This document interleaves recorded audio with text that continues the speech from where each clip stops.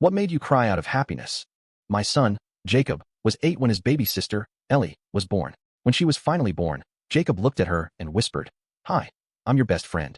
We had no idea what was coming. We noticed she wasn't sitting up like other babies her age. Eventually, we got the MRI. I still hear sometimes in my sleep.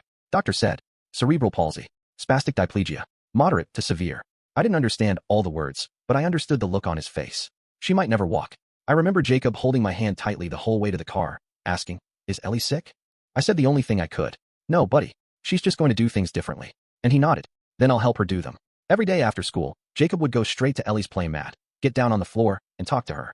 He made up songs, silly voices, and little games just for her. But things got harder. Her physical therapy started when Ellie was 1, and she hated it. The stretches hurt. The braces were tight. The equipment was cold and unfamiliar. She'd cry and cry. That made my wife cry too. Jacob noticed. One night, I found him in his room building something with Lego. He was unusually quiet. I sat down next to him. "What's up?" He didn't look at me, just kept stacking bricks. I wish I could trade with her. Trade what? My legs. So she can run. I didn't have words. So I hugged him.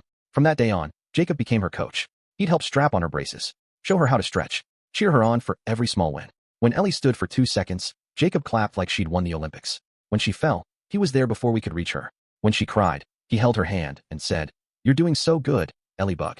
You're getting stronger." And when she'd get frustrated and throw her toys across the room, which happened more than once, he'd gently pick them up and say, "It's okay. Try again. You got this."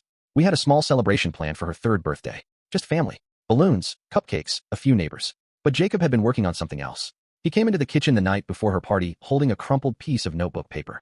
"I wrote a speech." "You did what?" "For Ellie's birthday." I read it. It was short, messy spelling, but it said everything. "Ellie is my best friend. She works harder than anyone. She is strong and brave and beautiful. One day, she will walk, and I will be there to hold her hand." I almost cried reading it.